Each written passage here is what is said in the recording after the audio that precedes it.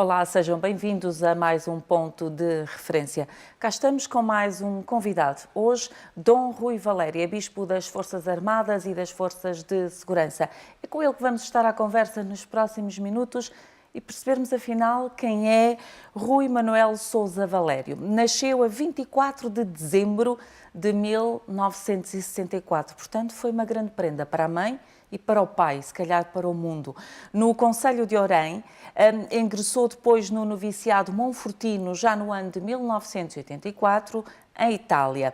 Um ano depois passou a frequentar o curso de Filosofia e em 1987 inicia a Teologia. A 23 de março, damos assim um salto, de 1991 foi ordenado sacerdote. Do ponto de vista pastoral, a sua ação de facto tem-se desenvolvido, sobretudo a nível paroquial. Esteve por 2 vezes em Castro Verde, Diocese de Beja, ali Baixo Alentejo, e depois em 2 ocasiões também como colaborador na paróquia de Póvoa de Santo Adrião e também ultimamente, os últimos anos, foi mesmo pároco. Ainda trabalhou no âmbito da formação enquanto responsável do Postulando Monfortino de Portugal.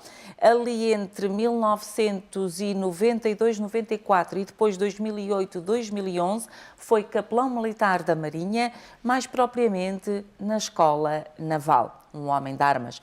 Em 2016, ano missionário, foi um dos 1071 sacerdotes que o Papa enviou como missionário da Misericórdia, e isto durante o jubileu extraordinário.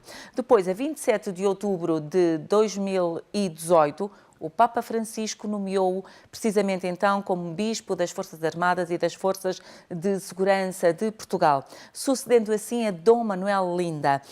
No dia 3 de dezembro, tomou posse como capelão-chefe da Igreja Católica, no Salão Nobre do Ministério da Defesa Nacional, perante os ministros da Defesa, João Cravinho, da Administração Interna, Eduardo Cabrita e outras tantas individualidades deste país e também das Forças Armadas. A 11 de dezembro, na Igreja da Memória, Catedral da Diocese das Forças Armadas e da Segurança, foi a sua tomada de posse canónica como ordinário castrense. E, portanto, vamos nos próximos minutos saber quem é Dom Rui Valério, que escolheu como lema episcopal Nas Tuas Mãos. E já vamos perceber porquê Nas Tuas Mãos. Dom Rui Valério, muito obrigada por ter aceitado o nosso convite e estar aqui connosco neste ponto de referência. E eu queria começar um pouco pela infância e olharmos aqui há uns anos atrás e percebermos que recordações é que guarda precisamente dessa infância passada aqui bem perto de nós. Então, muito boa tarde. Para mim é uma grande honra poder estar à conversa não só com a senhora jornalista, mas também em diálogo com aqueles que nos seguem através da Ângelos TV, que da minha parte vai ser desde já uma bênção e uma bênção também para os nossos telespectadores. Não haja dúvida que a infância é sempre marcante na vida de cada um. Na minha, pessoalmente, houve fundamentalmente 3 aspectos que me marcaram indelevelmente para todo o sempre. Em primeiro lugar, a infância para mim representa liberdade. E liberdade porquê? Porque evoca os tempos em que, depois da escola, nós íamos pelos campos, nós brincávamos ao ar livre, não havia a preocupação, não havia o receio e havia um grande à vontade que promovia também uma grande comunhão entre nós e as outras crianças. Portanto, estamos a falar de um tempo em que brincar significa estar com os outros, não era cada um com o seu telemóvel ou com o seu computador, como hoje em dia, infelizmente, se vê em muitos sítios. E, portanto, havia essa comunhão e esse contacto uns com os outros.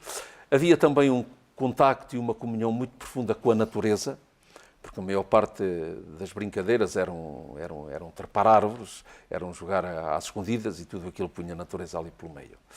Em segundo lugar, foi uma infância marcada profundamente pela memória e, sobretudo, pela memória transportada e afirmada pelos mais idosos. E eu aqui, incontornavelmente, não posso dissociar a minha infância da minha avó Júlia, que foi testemunha do 13 de outubro de 1917, aqui na Cova da Iria.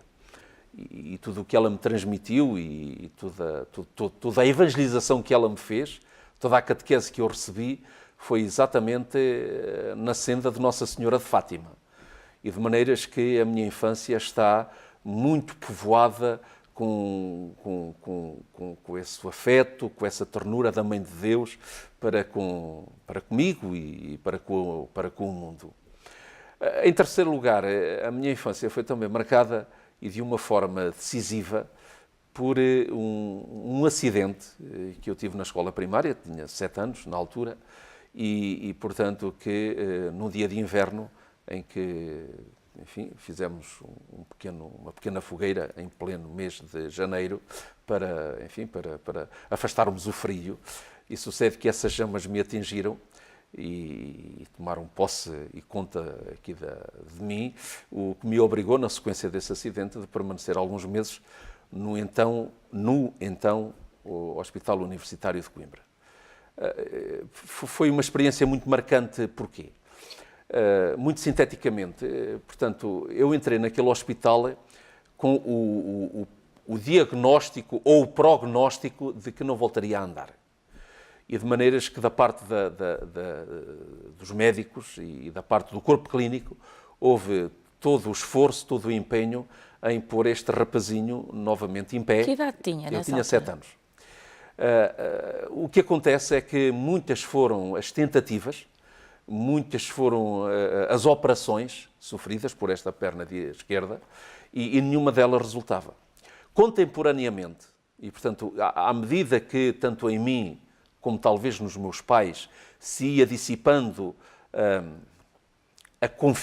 a confiança ou a fé na ciência, por tantas e repetidas tentativas frustradas, em mim ia crescendo a confiança em Nossa Senhora, a confiança em Deus, confiança em Jesus, e de maneiras que, e para fazer uma síntese, depois, graças a Deus, lá recuperei a capacidade de andar, mas eu quando saí daquele hospital eu vinha diferente. Vinha diferente porque depois desses meses, enfim,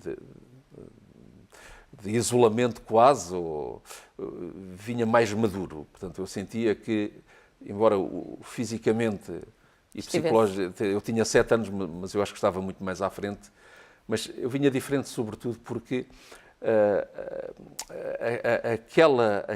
aquela dissipação da fé nos médicos, daquela confiança na ciência e tal, tinha sido compensada por uma crescente fé em Nosso Senhor e, sobretudo, em Nossa Senhora de Fátima. De maneiras que a estrutura base da minha fé foi ali plasmada e foi ali formada. E porquê é que foi tão importante? Porque mais tarde, alguns anos mais tarde, quando no noviciado monfortino, em 1984, vivemos aquela experiência forte de encontrar Cristo, eu já tinha em mim, ou já levava em mim, a confiança suficiente, aliás, para me entregar completamente a Ele. De maneiras que eu posso dizer assim, que sucedeu comigo ter-se plasmado uma confiança verdadeiramente inquebrantável, e essa confiança, essa fé, essa adesão depois transformou-se em vontade de seguir e de entregar toda a minha vida a Jesus Cristo. Portanto, ao mesmo tempo que estou a falar da minha infância no sentido de ser, como acontece para todos, a gênese do homem ou da mulher que se é no presente, a minha infância é também onde eu vou à nascente da minha própria fé, fé essa que é a espinha dorsal da minha vocação e da minha vida atualmente. Em termos deste episódio que relata o crescimento da sua fé, Dom Rui, considera que a sua fé pode ter sido até o grande impulso para que no final tivéssemos aqui um resultado positivo? Ou seja, a fé aqui ultrapassou a ciência? Nitidamente, subjetivamente falando, isso não há dúvida nenhuma. Porque, repare, aquilo que aconteceu foi isso mesmo. Ou seja, eu até vou agora aqui entrar assim em detalhes, poderão não ter muita relevância, mas a verdade é que estávamos para aí em 73, portanto, num Portugal muito diferente do que é o Portugal de hoje. E eu recordo-me de estar lá no hospital e depois de cada operação frustrada, havia sempre aquela, vem agora o doutor, e portanto tratava-se de alguém que estava em Inglaterra, neste caso concreto, a tirar um curso que regressava com a sabedoria suficiente ou com a técnica suficiente para, aplicando aqui a mim, voltasse a recuperar a capacidade de andar. Mas a verdade é que isto, de uma forma muito repetida, não foram assim dezenas, mas foram de algumas, e criando-se tanta expectativa em nós, desta é que vai ser, e depois constatando nós que, afinal de contas, não foi. Portanto, houve este paralelismo, houve este caminho, enquanto que, de um lado se ia desvanecendo essa confiança, enfim, na capacidade de que a ciência ou de que a medicina me poderia oferecer, crescia substancialmente e sustentadamente a fé. Eu não vou dizer que ela estava plasmada, que ela estava delineada no seu todo. Repara que a continuidade daquilo que ali iniciou veio a tomar uma configuração muito mais consistente e até muito mais pessoal depois no tempo do noviciado, quando aí sim houve aquela decisão, eu posso dizer quase que definitiva e irrevogável, de me entregar completamente a Cristo e ao amor de Deus que sentia pulsar no meu coração por Ele e que sentia que o amor de Deus por mim também era uma evidência. Mas não haja dúvida de que, não vou dizer que a reconquista da capacidade de andar tenha sido fruto daquilo que eu sentia, portanto, da fé, mas não haja dúvida que me concedeu a capacidade para, durante aquele tempo todo, e foram em situações que hoje acho eu que eram um bocadinho inimagináveis, não é? Portanto, imagino o que é alguém viver em Urqueira e estar em Coimbra, no hospital, tanto mais que aos pais era permitido apenas uma visita normal. Ficava dentro daquele horário. Completamente sozinho. E, portanto, eu tinha a visita dos meus pais, aliás, do meu pai ao domingo, da minha mãe à meia da semana. E é sempre acompanhada também de outras pessoas. Mas para uma criança de 7 anos é duro. Foi uma experiência muito marcante. Tão marcante que, por exemplo, logo quando cheguei, não sabia bem onde é que se havia de pôr este miúdo, não é? Primeiro que eu tivesse encontrado, enfim, aquela cama para estar, aquilo foi um andar, um ir, era uma outra realidade. Estávamos em 73 e estávamos também num outro contexto, a todos os títulos, que, no entanto, foi uma experiência que me marcou e estruturou, de certa forma, o homem que eu sou hoje, sobretudo com esta abertura e com esta sólida confiança naquele que nos salva, que é Jesus Cristo. Uma criança de 7 anos que rapidamente amadureceu e percebeu bem o que significa resiliência. Dom Rui Valério regressou à terra natal, já depois de tudo estar ok, resultados positivos, a andar, regressa à escola. Regressa à escola e foi fácil esse regresso? Foi muito fácil. Até porque é uma forma também de homenagearmos as pessoas que estiveram envolvidas. Tive uma professora primária, que não só ela pessoalmente garantiu a ligação e o contacto, mas houve da parte dela esta preocupação de nunca deixar que a relação entre mim e os colegas da escola se quebrasse. E de maneiras que, quando eu regressei, quando eu voltei, eles estavam mais do que por dentro daquilo que eu tinha passado, daquilo que eu tinha vivido, e de maneiras não houve aqui uma ruptura, quer dizer, foi tudo muito natural. Esta é a ideia, melhor, esta é a experiência que se faz quando se vive numa aldeia. É tudo naturalmente que acontece. Portanto, não há ali solavancos, não há ali rupturas, não há ali descontinuidades, mas vive-se exatamente aquele fluir da natureza. Repare, talvez porque estamos tão próximos também do ritmo da natureza, não é? Que à primavera sucede o verão sucede o outono, ao outono sucede o inverno. Que era tudo tão marcadinho, não é? E é tudo assim, não é? Também a vida das pessoas que vivem, enfim, no campo, na aldeia, respira um bocadinho desta naturalidade e deste fluir tão simples como foi. Aí está o meu regresso para as aulas e depois a infância continuou naturalmente, até ao final da 4ª classe. E que regresso não, não regressei, mas que ingressei no Seminário Monfortino aqui em Fátima. E nessa altura ingressa porque já tinha passado a experiência que nos acabou de contar e, portanto, aí nesse coração já sabia que havia ali algo de diferente. Um caminho a seguir. A razão que presidiu à minha entrada no seminário, a razão forte, talvez que houvesse já dentro do coração, dentro da alma, no miúdo de 10 anos, como era a idade que eu tinha, um pressentimento para, uma inclinação para. Mas convenhamos, e é com muita honestidade e naturalidade também que o digo, portanto, naquele tempo, repare, continuar os estudos depois da 4ª classe, a coisa não era muito fácil. Tínhamos Orem e pouco mais. E pouco mais. E de maneiras que havia a telescola. Depois havia uns colégios privados em Tomar, havia também Pombal. Muitos colegas meus de infância estavam no seminário e de maneiras que houve um conjunto de fatores que realmente pesaram nas escolhas e nas decisões dos meus pais para me inscreverem no Seminário Monfortino aqui em Fátima, que, diga-se de passagem, desde o dia em que eu vim cá para me inscrever, eu fiquei logo enamorado com aquilo, porque gostei, não sei o que é que houve, o que é que senti, também o acolhimento que o padre João Batista, que faleceu há poucos dias, que faleceu, um padre holandês, e foi ele que nos recebeu, e a maneira que ele nos recebeu, sei lá... Sentiu-se cativado? Senti-me cativado porque pressenti que ele punha ali tantas esperanças num miúdo de 10 anos que estava ali à sua frente. E aquilo em nós conta sempre, mas quando nós somos pequeninos, se calhar conta mais. Mas houve ali qualquer coisa que desde logo me cativou, de maneiras que eu fiquei logo rendido ao Seminário Monfortino.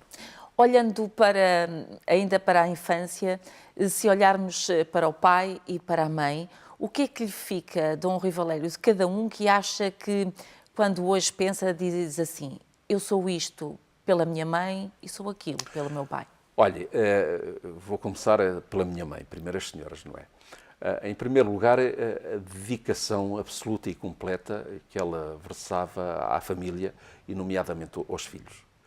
E eu estou consciente de que não fui uma pera doce, como se diz, para a minha mãe, quando era criança. Era reguila, então? Era reguila e, ao que parece, eu chorava muito, portanto, ela própria se dizia que perdia muitas noites comigo, até porque depois se punha ali uma situação de meu pai ser camionista e, portanto, ter um horário completamente desfasado e ter aquelas poucas horas para dormir.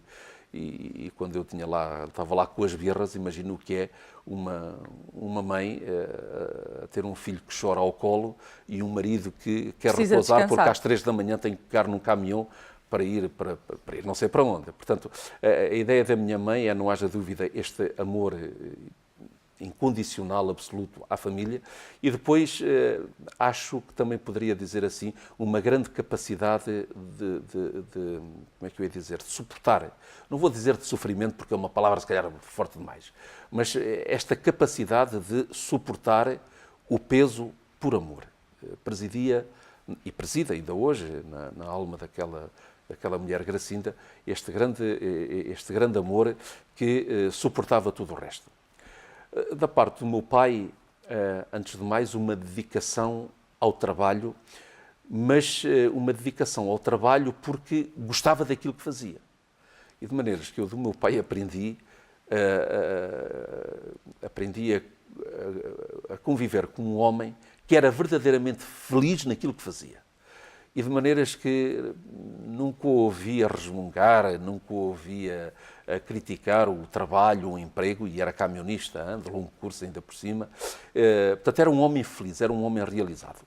Uma outra vertente que ele tinha era, como é que eu ia dizer, o estabelecer metas para os filhos, e para o caso concreto, para comigo, e estabelecer metas que, à primeira vista, eram sempre mais do que aquilo que nós, efetivamente, pudéssemos dar.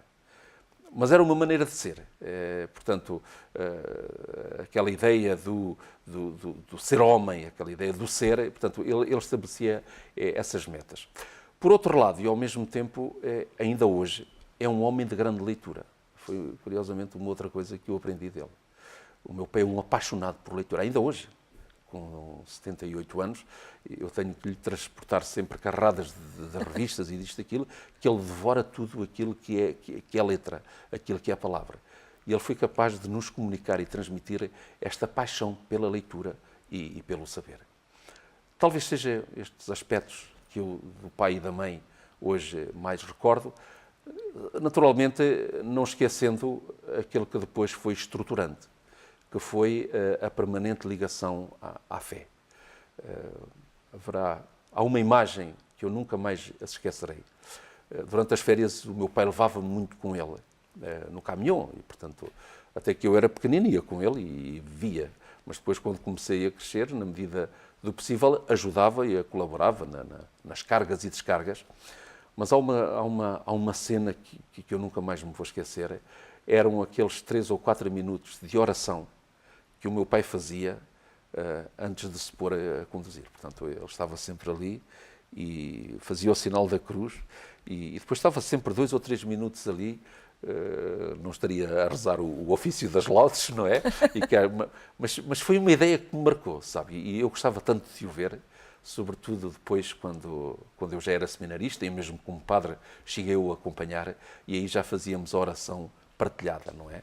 Já não era só ele sozinho, porque nos primeiros tempos ele estava ali sozinho, eu assim olhar para ele muito admirado e só percebia quando ele fazia então o sinal da cruz final, o inicial e o final.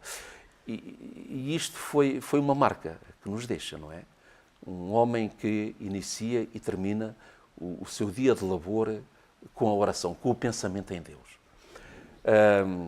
Ele próprio tem algumas peripécias, portanto, alguém que foi motorista durante, agora, talvez 40 anos, ou assim, sim, 40 anos, ou 40 e tal anos, de longo curso ainda por cima, tem muitas histórias para contar. E às vezes, quando ia com ele nas viagens, ele dizia... Isto aconteceu 1 ou 2 vezes, não foram muitas, graças a Deus, não é? Mas ele contava situações de aflição que tinha estado. Eu recordo-me que uma vez ia ali naquela estrada em direção a Salvaterra de Magos, ele ia para a cirurgia, diz que ia atrasado, e o caminhão resvala para o lado e diz, olha, quem me valeu, quem me acudiu, ela dizia, quem me acudiu foi Nossa Senhora de Fátima, que invoquei por ela aqui. E o caminhão lá se restabeleceu novamente. E de maneiras que do pai e da mãe é este testemunho que eu também recebi de uma fé muito forte, com muita simplicidade, mas uma fé que estava arraigada, enraizada, enxertada na vida do dia-a-dia. E de maneiras que isso marcou a minha infância, olha, marcou-a indelevelmente para todo sempre. É também de lá que vem a marca de Nossa Senhora na sua fé, trazida pelos pais, mas também pela avó, como há pouco referenciava. Nossa Senhora continua a ser um ponto de referência para si, Dom Rui Valério. Eu começo por me apresentar, dizendo que a ordem religiosa à qual eu pertenço é conhecida como Missionários Monfortinos, mas o nome mesmo oficial é Companhia de Maria, que é uma das paixões dos missionários monfortinos. E ela não apenas está na vida como protetora, como mãe, como mestra, mas ela está na vida como fazendo quase que a parte de nós próprios. Porque a maneira como nós vivemos a nossa relação com Deus, desde logo, a nossa relação com Jesus, a nossa relação com a vida, a nossa relação com a história, a nossa relação uns com os outros, a maneira como nós vivemos, as diversas dimensões da nossa identidade, do nosso ser e do nosso fazer, são profundamente marianos. De maneiras que Nossa Senhora, para mim, não é apenas uma figura que está lá ou que está ali, eu sinto-a presente e a agir dentro de mim próprio, no que sou, no como sou, no que faço, no como faço, e de maneiras que é uma figura com a qual existe uma ligação e uma aliança quase que indissolúvel, pois claro. Em 2016, ano da Misericórdia, é escolhido pelo Papa entre os 1071 sacerdotes, não é? Como missionários da Misericórdia. Que recordações é que tem desta experiência? A primeira recordação é que foi uma grande surpresa quando eu soube dessa escolha e desse projeto, mas foi dos momentos, foi das experiências ou foi das missões mais belas que eu pude realizar em toda a minha vida. Antes de mais, e desde logo, porque tendo-me sido, como missionário da Misericórdia, concedido algumas faculdades extraordinárias, que habitualmente estavam reservadas apenas ao Santo Padre, eu pude verificar e pude constatar com os próprios olhos a alegria, a libertação que um penitente, portanto, uma pessoa que se vinha confessar, de algo, que não vamos agora aqui entrar pelos meandros e pelos detalhes, claro, mas a alegria do ser perdoado. É tão belo, é tão luminoso, é tão brilhante a experiência de ser perdoado pela pessoa que se sente perdoada, mas é também tão belo e tão brilhante pela pessoa que está a testemunhar essa vivência interior de quem ouve dizer os teus pecados estão perdoados. Isto marca-nos. Não é? Uma pessoa feliz por se sentir perdoada. É qualquer coisa que eu experimentei e vi e testemunhei nesse ano extraordinário da Misericórdia. Pessoas que viviam a alegria de terem sido libertadas de um grande peso, de um grande fardo. Em segundo lugar, foi um ano, ou em terceiro, foi um ano que me levou à experiência, para mim próprio, da redescoberta de um manancial infinito que é o amor de Deus para conosco. Porque o missionário da Misericórdia, como, aliás, o Papa Francisco incansavelmente nos tem dito e repetido, e o missionário da Misericórdia é, em primeiro lugar, aquele que saboreia, que descobre o doce sabor do perdão, da misericórdia, do amor infinito de Deus. E isso é extraordinário. Podemos dizer que está ali a razão de ser da nossa vida. E está ali também a razão de ser da nossa fé. Acreditamos em Deus também porque é evidente, é real aquilo que Deus tem para nos conceder e para nos transmitir, quando nós nos sentimos não julgados pelo que fazemos, pelo que somos, mas quando nós sentimos que há um amor incondicional que nos abraça, que nos acolhe, que nos envolve por aquilo e como nós somos. É extraordinário. Foi também um ano marcante pelas muitas viagens que eu tive a oportunidade de fazer, e uma delas apenas, e vamos ficar por essa, uma que fiz à Califórnia para visitar as nossas comunidades de portugueses, mais propriamente em Turlock. Estive lá umas 2 ou 3 semanas e o convite desse ano foi exatamente por ser missionário da Misericórdia. E de maneiras que deu uma oportunidade também de conhecer outras realidades. Talvez que uma das marcas mais belas que ficaram também desse ano foi a experiência que se viveu, ou que vivi, quando estive com o Santo Padre, naquele dia 8 de fevereiro, se a memória não me falha, era 8 de fevereiro, quando ele nos concedeu oficialmente a nomeação. E porquê é que foi uma marca esse encontro com o Santo Padre, com os missionários da Misericórdia que nos reunimos lá no Vaticano, em Roma? Porque descobri o coração de um pastor. Quando, portanto, o Santo Padre, o Papa Francisco, tinha lá o seu discurso preparado numa folha, mas ele falou mais fora da folha do que aquilo que lá estava, não é?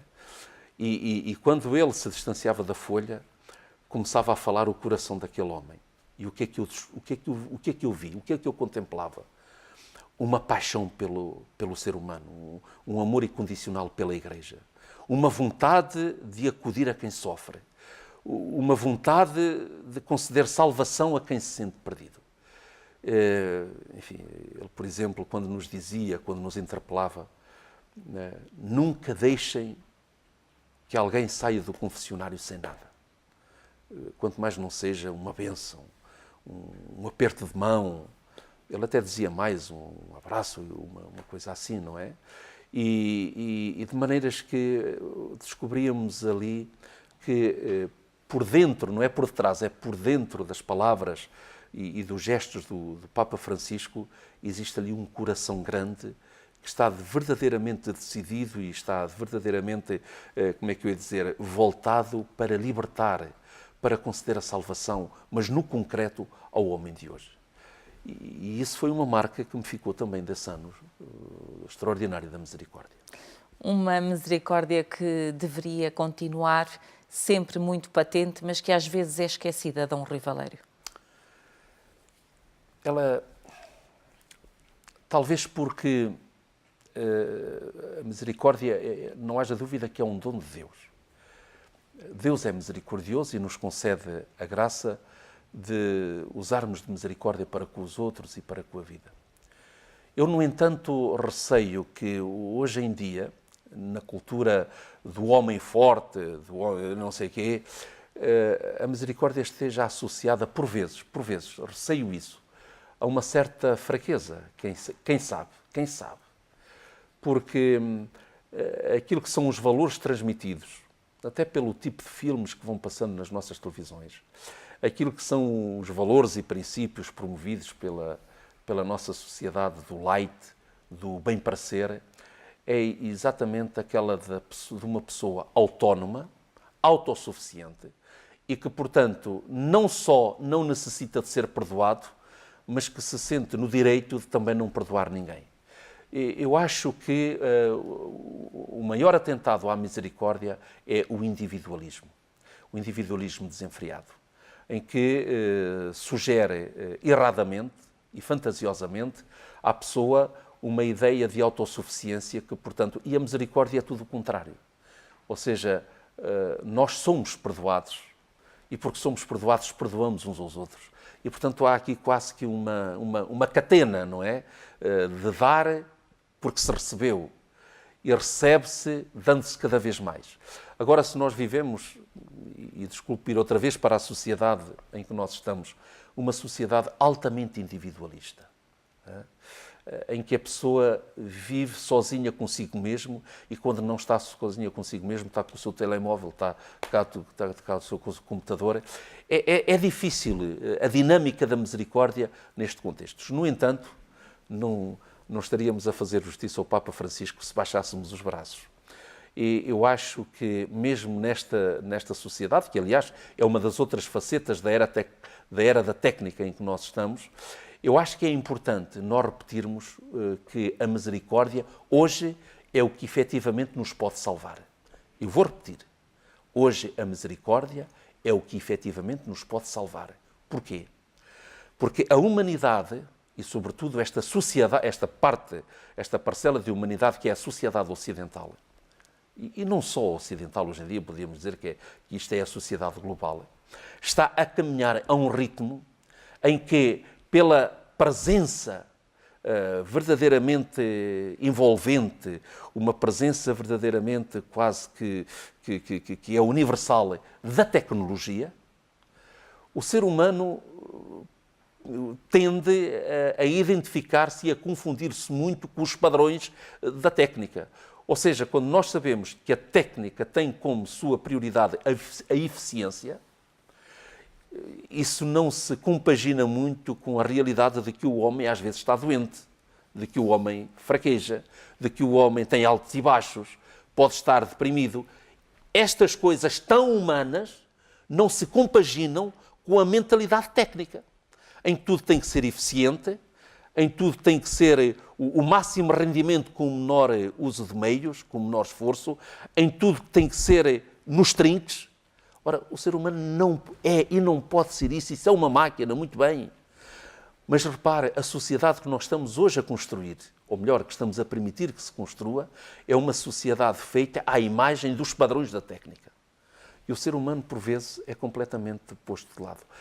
A misericórdia, então, é o quê?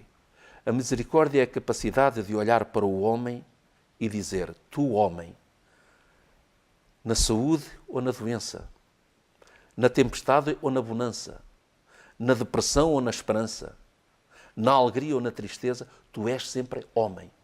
Uma pessoa, um ser humano de um valor incalculável. E por isso é que eu digo que a misericórdia é a chave da salvação do homem e da mulher neste século XXI. Dom Rui Valério, como é que se leva essa mensagem, essa misericórdia, para o meio das Forças Armadas e das Forças de Segurança, onde a tecnologia, a precisão, a exigência de ter que ser cada vez melhor está no dia-a-dia? Antes de mais, através do exemplo pessoal. E aqui, deixe-me prestar uma grande homenagem ao almirante, chefe de Estado-Maior-General das Forças Armadas, o Sr. Almirante Silva Ribeiro, que não tem cessado de dizer e de repetir que ele quer um bispo missionário. Ou seja, alguém que começa por transmitir uma mensagem, antes de mais, com o seu próprio estilo de vida, com a sua vida, com o estar. Repare a palavra que eu estou a usar, com o estar, não com o fazer. Isso já pertence ao domínio lá da era e da mentalidade técnica, mas com o estar. Depois, ir ter com a pessoa, encontrar-se com a pessoa, vivendo com ela uma disponibilidade para escutar o que a pessoa tem dentro de si. Suscitando nela exatamente esta capacidade de que há alguém com quem ele se possa abrir, com quem ele possa falar. E de maneiras que não haja dúvida nenhuma que a postura ou a atitude que o Bispo das Forças Armadas e Forças de Segurança tem, em primeiro lugar, passa muito por este estar com as pessoas, ir ao encontro das pessoas. Eu vou aqui evocar um episódio que foi contado por um grande filósofo alemão que foi discípulo de Heidegger e depois foi trabalhar para os Estados Unidos, enfim, no decorrer da Segunda Guerra Mundial, porque ele era de origem judia, Günter Anders. O nome provavelmente não diz muito, mas se disser que era marido de Hannah Arendt, já começamos mais ou menos a situar-nos. E ele, quando foi para os Estados Unidos, ele foi trabalhar para uma marca de automóveis que eu, por razões de publicidade, não vou dizer. Muito bem. E, portanto, ele estava lá a trabalhar na fábrica e escreveu uma belíssima carta ao seu mestre, ao Heidegger, dizendo-lhe mais ou menos isto. Caro professor, o senhor ensinou-nos que o homem é o pastor do ser. Mas eu aqui, e depois dizia, na fábrica, é um pastor de máquinas. O meu trabalho é estar a olhar todo o dia para 3 luzes. Para o azul, para o amarelo e para o vermelho. Azul, amarelo e vermelho. Se estas luzes se acenderem, tudo vai bem. Se estas luzes não se acenderem, a única coisa que se espera de mim é que eu comunique a alguém que estas luzes não têm. Portanto, isto revelava o quê? Isto revelava que aquele ser humano que estava ali perdia completamente a sua dimensão humana para hoje aquele trabalho que ele fazia está a ser feito por uma máquina. E, portanto, quando nós, nas Forças Armadas, nós, pastores e bispos, promovemos a dimensão humana através do encontro, através da conversa, através do estar, através do interessarmos-nos, através de uma palavra, através de um gesto, que só um homem ou só um ser humano pode fazer, aí estamos a contribuir para a salvação da humanidade. Nos dias de hoje, os nossos militares são mais preparados, eu diria, não para a guerra, mas para a paz, para a prevenção, para a salvaguarda da segurança das pessoas. E assim sendo, talvez é mais fácil, Dom Rui Valério, que eles percebam esta dimensão da misericórdia e do serviço para com o outro? Eu, nesse aspecto, como em tantos outros, estou com a tarefa muito facilitada. Repare, a minha diocese é constituída por 2 horizontes, ou por 2 dimensões. São as Forças Armadas e são as Forças de Segurança. E aquilo que se verifica é que, começando nas Forças de Segurança, portanto, GNR e PSP, aquilo que nós verificamos é que, para além de o grande interesse destes agentes ser a segurança do cidadão, repare, e cada vez há mais testemunhos neste sentido, como eles são capazes também de estar próximo das povoações, como eles são capazes de se tornarem elementos verdadeiramente de auxílio. Às vezes, por esse Portugal além, são os agentes da PSP, são os agentes da GNR que conseguem quebrar tanta vida de solidão de idosos que estão em casa e são estes homens e estas mulheres da PSP e da GNR que os vão encontrar.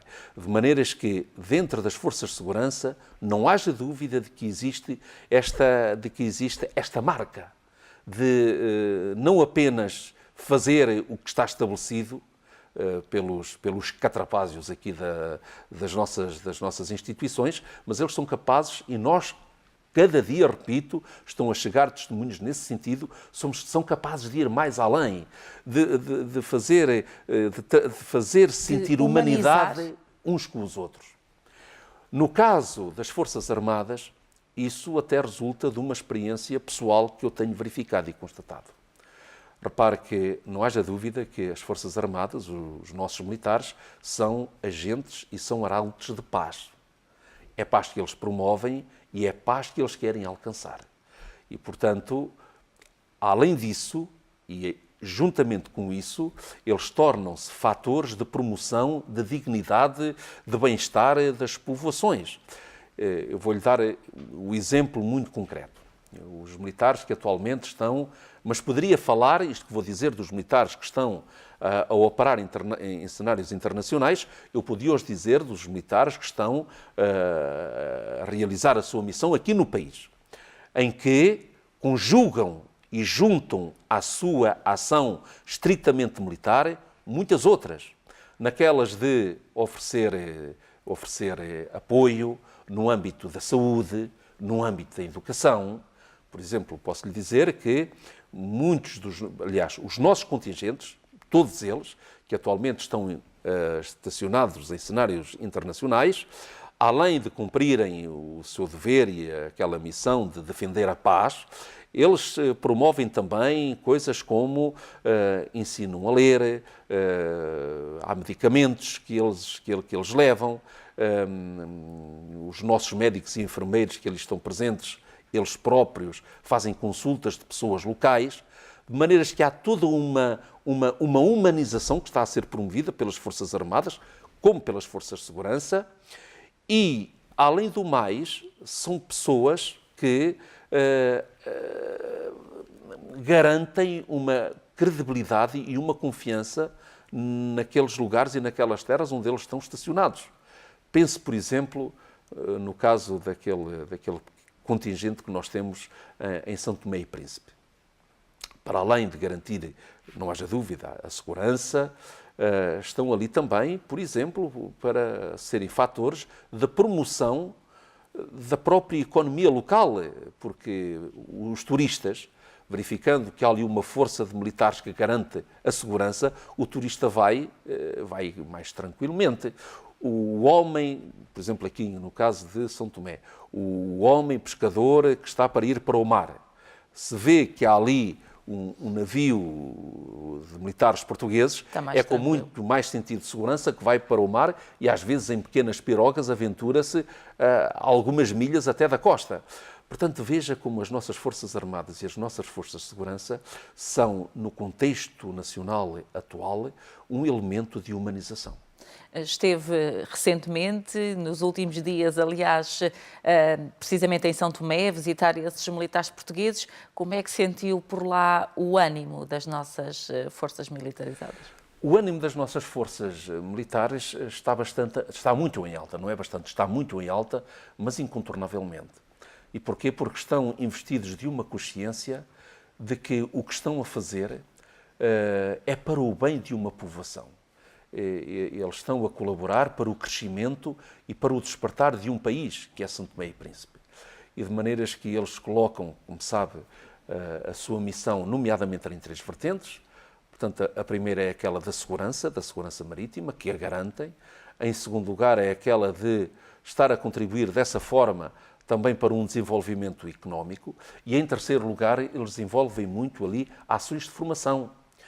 Não apenas junto aos militares santomenses, mas até junto aos pescadores. porque há conhecimentos, hoje em dia, porque há horizontes, porque que eles transmitem a estes homens pescadores que andam lá no mar. E, portanto, são altamente apreciados. Eles têm consciência de estarem a contribuir para o despertar e para o desenvolver de um povo e, portanto, para o seu crescimento. E quando assim é, a própria vida de uma pessoa, neste caso de um militar, ganha sentido. E eles são felizes por isso, por verem que há ali uma povoação que, graças à ação deles e à missão deles, se torna dia após dia mais feliz.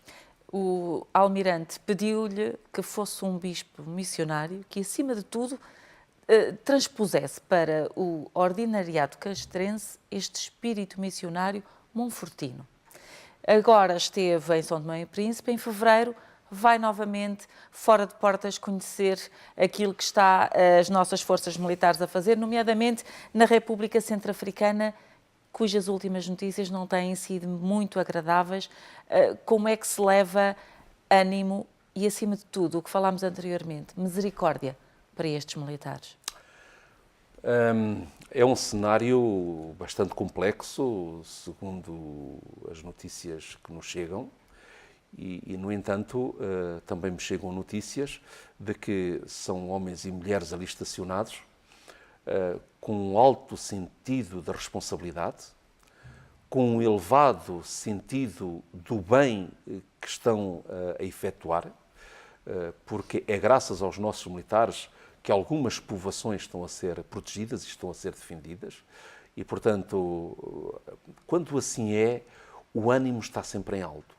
Porque na consciência do militar, o que é que existe? Não é o seu próprio bem. O militar nunca pensa nele. O militar, regra geral, pensa é no bem do próximo, é no bem do outro. Porque é para ele que vive. Porque é que um militar se torna militar? Porque é que um jovem ou uma jovem decidem enveredar por este caminho? Assim, o mesmo acontece por quem decide enveredar pelo caminho da Polícia de Segurança Pública ou então pelo caminho da Guarda Nacional Republicana. É porque naquela consciência da pessoa, o tu, o ele, os outros, toca mais alto.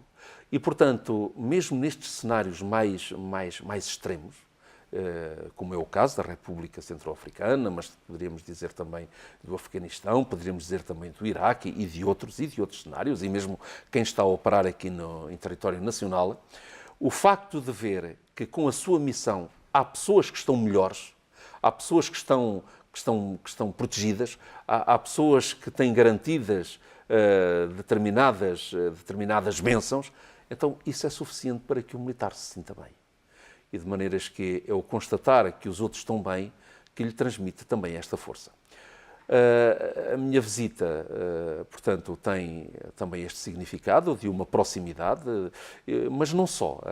Eu agora pude constatar isso em Santo Tomé e também quando vou visitar um quartel ou quando vou visitar uma unidade militar, é transmitir, portanto, a essas mulheres e a esses homens o grande apreço em que atualmente são tidos por este país, que respeita realmente estas nossas forças. Eu penso que é um dos momentos em que os portugueses mais sensibilizados estão para a grande e elevada missão que os militares estão a realizar. E, portanto, eu transmito-lhes também este apreço que a sociedade tem para com a ação e para com o trabalho que eles desenvolvem. Estamos quase a finalizar a nossa conversa, mas ainda queria perceber, Dom Rui Valério, quais as suas prioridades para esta missão de Bispo das Forças Armadas e das Forças de Segurança? Olha, a minha primeira prioridade é exatamente aquela de, ser portador de uma sabedoria que efetivamente me coloque como um anunciador do Evangelho. Esta é a minha prioridade. É anunciar e é transmitir e é comunicar não aquilo que são as minhas ideias, nem os meus pareceres, mas é comunicar e transmitir aquilo que é a genuína e autêntica palavra do Evangelho de Jesus Cristo. Porque se eu o fizer com palavras, que sejam palavras que toquem o coração. Se eu o fizer com gestos, que sejam gestos que façam compreender que estamos ali, enfim, envolvidos na mesma missão e apontar e perseguir a mesma meta. Esta é a minha prioridade, é ser arauto, testemunha do Evangelho de Jesus Cristo. Mesmo a finalizar, é por tudo isto que já conversámos neste ponto de referência que escolheu o lema episcopal nas tuas mãos? É por tudo isto e é por muito mais. Esse lema, por acaso, quando ele surgiu, foi num momento particularmente de luta interior, e uma dessas lutas era exatamente pelo chamamento ou pela missão que me estava a ser entregue, em que a mim havia, mas sem falsas modéstias, não é? A nítida sensação de que isto é grande demais para mim, ser chamado a ser bispo da Igreja Católica e logo de uma diocese como a Diocese das Forças Armadas e das Forças de Segurança, isto é demais para mim. Senhor, eu se calhar não estou à altura, se calhar não, eu não estou à altura, eu não sei. E foi quando que de repente surgiu, num contexto de oração, este lema, nas tuas mãos. Olha, eu vou-lhe confessar que quando essas palavras foram pronunciadas pelos lábios, enfim, da minha interioridade, senti florescer uma serenidade e uma paz que me tem acompanhado até hoje e até sempre. De maneiras que quando vejo o desafio elevado demais, quando vejo a situação um bocadinho complexa para além daquilo que são os limites razoáveis, eu digo sempre aí com muita força, nas tuas mãos. Senhor, nas tuas mãos está tudo. Está a vida, está a missão, estou eu, está as Forças Armadas, está as Forças de Segurança, nas tuas mãos está este país, estão os portugueses, está o mundo.